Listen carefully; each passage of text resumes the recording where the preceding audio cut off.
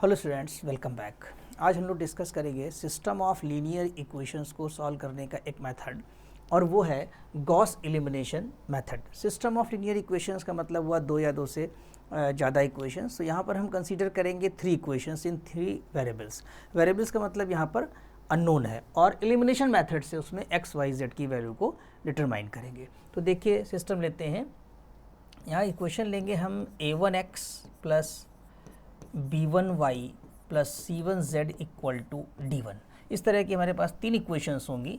a2x plus b2y plus c2z is equal to d2, a3x plus b3y plus c3z is equal to d3। ये 3 equations हैं। इन तीनों equations में हमें 2 equations में से x को एलिमिनेट करना होगा। इसके लिए हमें क्या करना है कि जो ये x दिए हैं, यानी x के जो कोफिशिएंट्स हैं a1, a2, a3, इनमें से जो लार्जेस्ट कोफिशिएंट होगा उसको पिवट एलिमेंट लेते हैं। पिवट एलिमेंट या हिंदी में कह सकते हैं केंद्रीय एलिमेंट होगा, जिसकी हेल्प से हम लोग एलिमिनेट करेंगे x को। तो मान लीजिए कि ये लार्जेस्ट है। a1, a2, a3 में जो लार्जेस्ट होगा उसकी इक्वेशन को 1 रखेंगे। इसके बाद 2 इक्वेशंस लिख लेंगे। तो यहाँ पर सपोज करिए कि a1 जो है वो नॉट इक्वल टू 0 भी है और लार्जेस्ट है a2 और a3 के कंपैरिजन में। अब हम क्या करेंगे, ये जो इक्वेशन नंबर आपकी 1, 2 और 3 है, ये जनरल मेथड है। एग्जाम्पल इसी के आधार पर हम लोग सॉल्व करेंगे बाद में।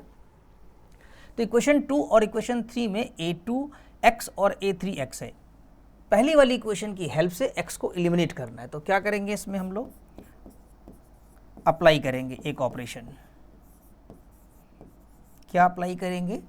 सेकेंड इक्वेशन में से, क्योंकि सेकेंड में से हमें x एलिमिनेट करना है, तो सेकेंड इक्वेशन में से फर्स्ट को सब्ट्रैक्ट करेंगे। लेकिन ये तभी 0 होगा यहाँ कोफिशिएंट जब a1 की जगह पर क्या हो, a2 हो। तो यहाँ a2 बनाएंगे। तो a2 कैसे बनेगा, a2 से मल्टीप्लाई कर दें और a1 से डिवाइड कर दें, यानी ये लिख दें a2 अपॉन a1 और पहली इक्वेशन, राइट।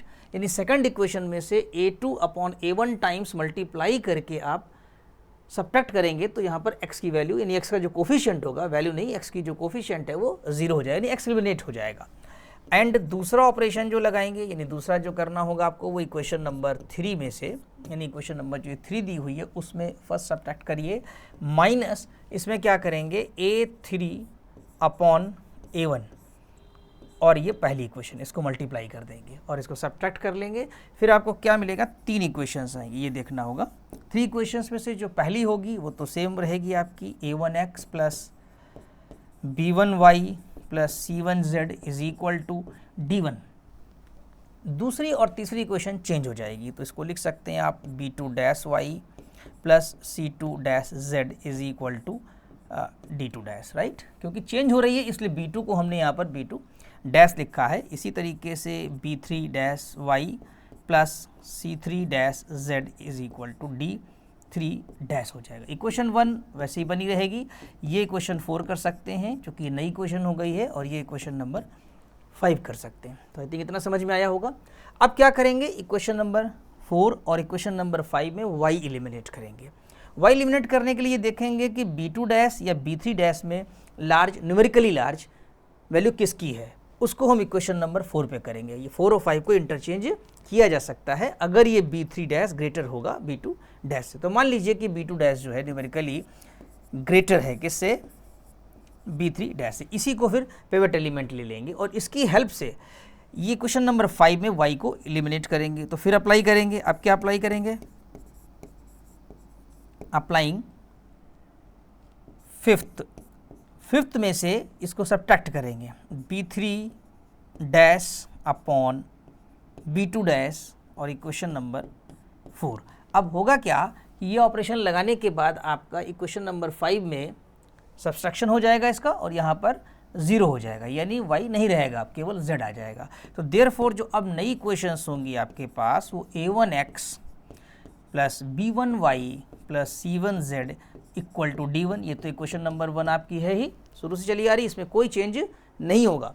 और इक्वेशन नंबर 4 लिख लेंगे, और इक्वेशन नंबर 4 आपकी है b2 dash y plus c2 dash z equal to D2 dash, ये इक्वेशन नंबर 4 ऐसे ही रहेगी। हाँ 5 आपकी चेंज हो जाएगी और 5 में y नहीं रहेगा और आपके पास आएगा C3 double dash z equal to D3 double dash. ये जो इक्वेशन नंबर 6 है, अब आप देख रहे होंगे इसमें केवल वेरिएबल z है, देयरफॉर जो z की वैल्यू आपकी आ जाएगी वो D3 double dash upon C3 double dash, ये वैल्यू z की आपकी ऑब्टेन हो जाएगी। अब ये z जब ऑब्टेन हो जाएगा तो इसको ला करके क्वेश्चन नंबर 4 में रखेंगे, बैक सब्स्टिट्यूशन मेथड भी कहलाता है ये, इसमें रखेंगे और यहाँ पर आपको y की वैल्यू ऑब्टेन हो जाएगी। जब y और z दोनों ऑब्टेन हो जाएंगे तो इक्वेशन नंबर 1 में सब्स्टिट्यूट करेंगे, वहाँ से आप x को डिटरमाइन कर लेंगे। तो ये तो पूरा हुआ कंसेप्ट आपका, जिसमें हमने ये अननोन्स लिए हुए हैं a1 b1 c1 और a2 b2 c2 d2, सारे कोफिशिएंट्स यहाँ पर अननोन है। अगर एक एग्जाम्पल से करेंगे तो यही अप्रोच आप अप्लाई करेंगे। तो चलिए एक एग्जाम्पल ले लेते हैं, हमारे पास है, और उससे हम पूरा आपको एक्सप्लेन करते हैं। देखिए एग्जाम्पल 1 है ये, इसमें गॉस एलिमिनेशन मेथड से ही करना है। एग्जाम में जब क्वेश्चंस आते हैं इसके तो नाम लिखा रहता है कि किस मेथड से इस प्रॉब्लम को सॉल्व करना है। तो 2x plus y plus z equal to 7 और x minus y plus 2z equal to 5, और तीसरी इक्वेशन आपकी लिखी हुई है 3x plus 2y minus z equal to 4। एक बार इक्वेशन चेक कर लेते हैं। 2x plus y plus z equal to 7, x minus y plus 2z equal to 5, 3x plus 2y minus z equal to 4। देखिए इसे कैसे सॉल्व करेंगे। इसमें इक्वेशन नंबर 1 किसे लेना है या इक्वेशन नंबर 2 किसे लेना है, ये आप डिसाइड करेंगे कि x एलिमिनेट करने के लिए x का लार्जेस्ट कोफिशिएंट क्या है। तो अगर ये तीनों इक्वेशंस हम देखें तो जो तीसरे नंबर पे इक्वेशन दी हुई है इसमें लार्जेस्ट कोफिशिएंट जो है वो 3 है। तो इसको हम इक्वेशन नंबर 1 बना लेंगे। तो इसको रीराइट करेंगे, ये writing the equation writing the equations फिर से लिख लेंगे इनको हम लोग। क्या हो जाएगा ये 3x plus 2y minus z equal to 4, ये हमारी इक्वेशन नंबर 1 हो जाएगी, क्योंकि इसमें जो कोफिशिएंट है वो लार्जेस्ट है। बीच वाली इक्वेशन जो आपकी है इक्वेशन नंबर 2, उसको वही रहने दीजिए, x minus y plus 2z equal to 5, ये 2 बना लीजिए आप इसको, उसको 1 कर दिया। 3x plus 2y minus Z 4 हो गया, x minus y plus 2z equal to 5, और जो पहले नंबर पे थी उसको आपने इंटरचेंज कर लिया, यानी कि 2x plus y plus z equal to 7, ये इक्वेशन नंबर आपकी 3 हो जाती है। अब क्या करना होगा कि यहाँ पर आपको इस इक्वेशन में, यानी इक्वेशन 1 और इक्वेशन 2 और इक्वेशन 3 तीनों को देखते हुए, यानी 2 से और 3 से हमें x को एलिमिनेट करना है with the help of equation number 1। तो कैसे अप्लाई करेंगे इसमें, ये मेन पॉइंट है आपका। इसका जो पिवट एलिमेंट देखा जाए वो क्या होगा, पिवट एलिमेंट अगर देखें हम लोग तो a1 इज इक्वल टू 3 हो जाएगा यहाँ पर। तो अप्लाई क्या करेंगे, इक्वेशन नंबर 2, इक्वेशन नंबर 2 में से इक्वेशन नंबर 1 को सब्ट्रैक्ट करना है। तो इसमें यहाँ पर कोफिशिएंट 1 है तो यहाँ भी 1 होना चाहिए, तभी ये 0 बना पाएगा इसको। तो हमें इक्वेशन नंबर 1 में x का कोफिशिएंट 1 बनाना होगा। कैसे बनेगा, इसको अगर हम 3 से डिवाइड करके राइटिंग करें, राइट, तो 1/3 इंटू 1 कर दिया जाए। यानी अब इक्वेशन नंबर 2 में से अगर इक्वेशन नंबर 1 सब्ट्रैक्ट करते हैं, वो भी 1/3 of the equation number 1, then x का कोफिशिएंट 0 हो जाएगा आपका, यानी x एलिमिनेट हो जाएगा। इसी तरीके से इक्वेशन नंबर 3 में ध्यान देंगे, इक्वेशन नंबर 3 में जो अप्लाई करेंगे वो 3 इक्वेशन तो लेंगे ही, थर्ड इक्वेशन रहेगी आपकी। अब फर्स्ट को सब्ट्रैक्ट करना है जिससे कि x का कोफिशिएंट 0 हो जाए। तो यहाँ पर क्या बनाना होगा आपको, 2, इक्वेशन नंबर 1 में 2 कैसे बनेगा, 2 से मल्टीप्लाई करेंगे, 2 कोफिशिएंट क्रिएट करेंगे और 3 से डिवाइड करेंगे, यानी -2/3 ऑफ फर्स्ट जो है यहाँ पर सब्ट्रैक्ट हो गया 2/3 और 2/3 of the equation number 1 subtract करेंगे। अब यही ऑपरेशंस जो आपने लिखे हैं, ये वाला ऑपरेशन और ये ऑपरेशन, ये आपको केयरफुली हर कोफिशिएंट में अप्लाई करना है। ये तो 0 कर देगा इन दोनों को, लेकिन y के कोफिशिएंट के साथ, z के कोफिशिएंट के साथ और जो इक्वल में कांस्टेंट है उनके साथ जो कैलकुलेशन है बहुत केयरफुली करना है। देखिए कैसे करेंगे, एक एक को समझाते हैं। तो पहली इक्वेशन जो है वो तो वही रहेगी आपकी 3x plus 2y minus z equal to 4, ये इस इक्वेशन में कोई चेंज नहीं करेंगे। अब इक्वेशन नंबर जो सेकंड है, इसमें x का तो 0 हो जाना है, क्योंकि आप देख रहे हैं कि सेकंड में से 1/3 ऑफ 1 सब्ट्रैक्ट होगा तो ये x ही होगा और ये 0 हो जाएगा। बात आती है y की। अब y का कोफिशिएंट क्या होगा, तो सेकंड में y का कोफिशिएंट कितना, यहाँ ध्यान से देखेंगे कैलकुलेशन।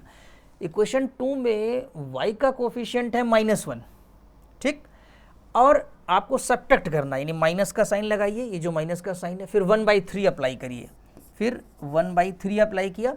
उसके बाद आपको y का कोफिशिएंट लेना है, यानी y का कोफिशिएंट जो है इक्वेशन नंबर 1 में देखिए, चूंकि y का हम क्रिएट कर रहे हैं यहाँ पर, तो 2 लिखा हुआ है, तो यहाँ पर इसको इंटू 2 कर देंगे, राइट।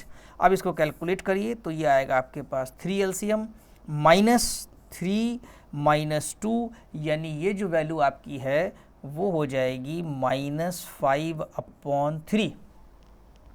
तो यहाँ पर जो कोफिशिएंट लिखेंगे y का वो -5/3 y लिखेंगे, राइट।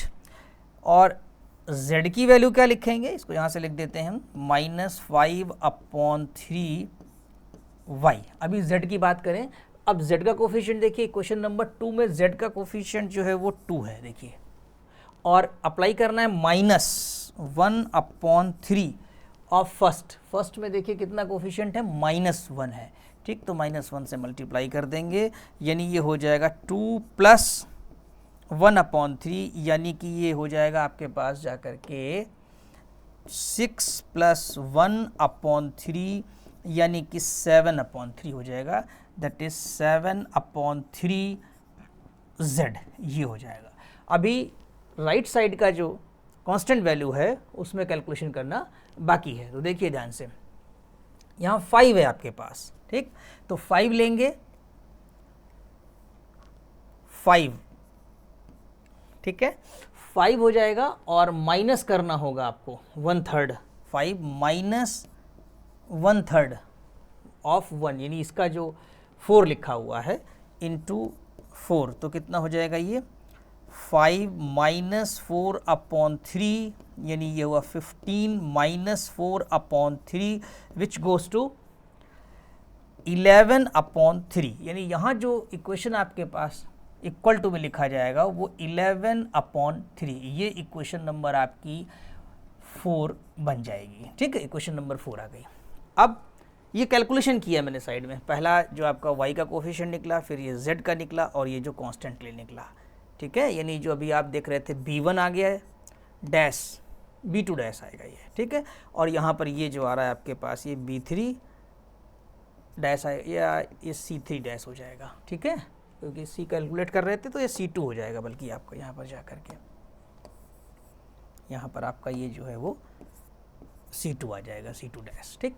अब करते हैं इक्वेशन नंबर 3 में चेंजेस, यानी 3 में जो अप्लाई करना था हमने, ये रहा 3 वाला अप्लाई करने के लिए, तो x का तो 0 हो जाएगा। आते हैं y पर, तो y के लिए इक्वेशन नंबर 3 में y का कोफिशिएंट लिखा हुआ है 1, ध्यान देंगे यहाँ पर इक्वेशन नंबर 3 में y का कोफिशिएंट 1 है, -2/3, ये -2/3 इसकी वजह से लिखा है, जो हमने ऑपरेशन लगाया हुआ है, और -1 है यहाँ पर, देखिए फर्स्ट में नहीं, हमें थर्ड में से फर्स्ट सब्ट्रैक्ट करना है, ठीक है, तो 1, यानी यहाँ देखिए 1 है कोफिशिएंट इसका, थर्ड में y का जो कोफिशिएंट है वो 1 है, और -2/3, और 1 का ही लेना है यहाँ पर, यानी ये 2 लेना होगा आपको, इंटू 2, राइट, तो ये कितना बन जाएगा आपके पास, ये हो जाएगा 1 - 4/3, यानी ये हो जाएगा 3 - 4/3, यानी कि ये हो जाएगा -1/3, राइट, ये 3 LCM होकर के 3 कर देगा, तो -1/3, तो यहाँ जो कोफिशिएंट आने वाला है वो -1/3